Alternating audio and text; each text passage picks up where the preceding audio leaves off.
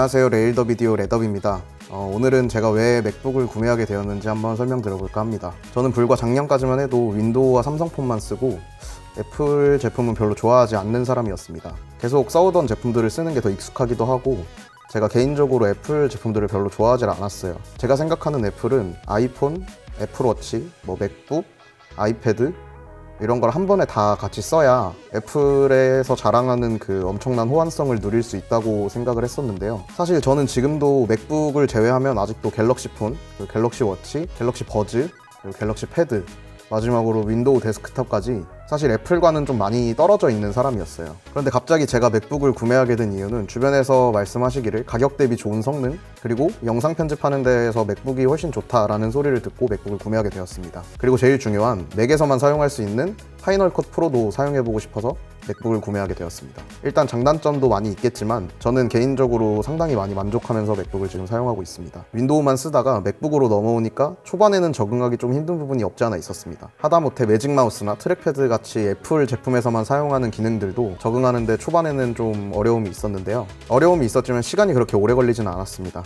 제가 워낙 전자기기나 이런 거를 좋아하는 사람이라서 더 그런 걸 수도 있고 계속해서 맥북을 쓰다 보니까 적응하는데 그렇게 나쁘지만은 않더라고요. 이렇게 말씀드린 김에 단점을 조금 더 얘기해보자면 다운받아서 쓰는 프로그램들에 대해서 좀 제약이 많이 있더라고요. 윈도우는 사실 많은 프로그램들이 호환이 되고 프로그램 설치를 할 때 보통 exe 파일을 통해서 설치를 하게 되는데요. 맥북은 전용 프로그램이나 아니면 DMG 파일로 설치를 해야 됩니다.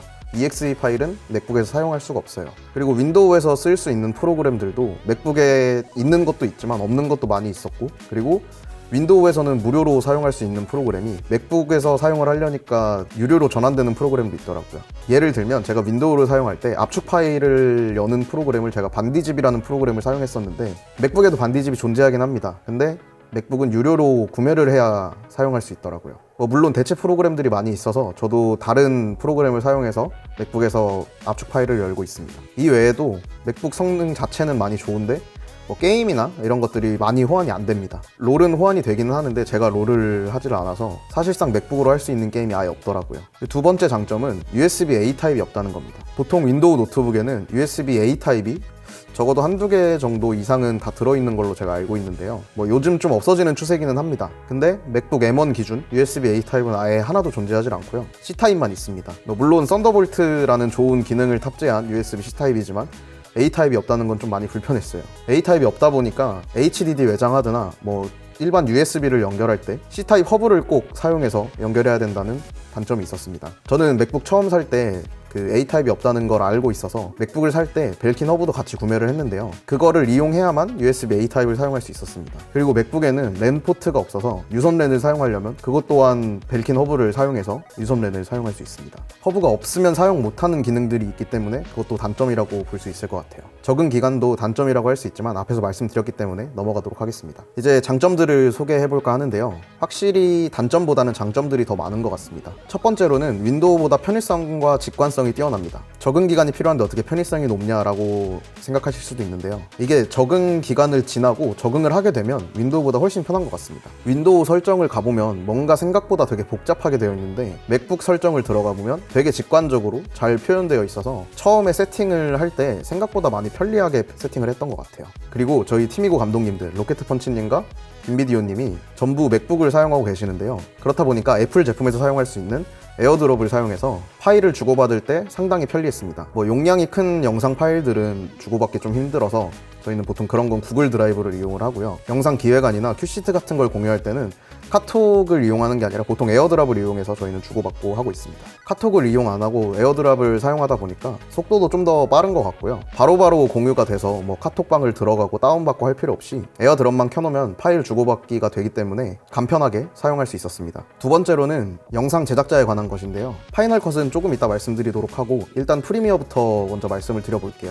저는 원래 맥북을 사용한 적이 없다 보니까 프리미어만 사용하고 있었는데요. 제가 편집하던 영상들이 보통 말자막을 풀로 쳐야 되는 영상들이 많이 있었습니다. 근데 다들 아시겠지만 프리미어에 음성 인식을 해서 자막을 쳐주는 기능이 있잖아요. 그 기능을 윈도우에서 많이 사용했었는데 그때 이제 자막을 수정하는 단계에서 재생하고 수정하고 재생하고 수정하고 하면 텍스트 창에서 왔다 갔다 하는 그 모션이 있어요. 그럴 때 윈도우에서는 상당히 렉이 심합니다. 작업하기 좀 힘들 정도로 렉이 많이 걸리고요. 좀 인내심을 가지고 해야 되는 작업이라고 할 수 있을 만큼 렉이 좀 많이 걸렸었거든요. 그게 그래픽적으로 얼마나 무거워서 그런 건지 아니면 뭐 어도비 프로그램 자체가 사실 많이 무겁잖아요. 그것 때문에 그런 건지는 모르겠지만 윈도우에서는 렉이 상당히 많이 걸렸었습니다. 근데 맥북은 그 렉이 확실히 좀 덜하더라고요. 솔직히 아예 없다고는 말씀을 못 드리겠지만 윈도우랑 비교했었을 때 말도 안 될 정도로 맥북이 훨씬 더 부드럽게 작동하는 걸 알 수 있었습니다. 방금도 말씀드렸지만 렉이 아예 없는 건 아니에요. 근데 뭐 맥북이 최적화가 더 잘 된 건지 아니면 M1 칩셋이라 그런 건지 그것까지는 확실히 제가 모르겠지만 확실히 윈도우보다는 덜 답답하고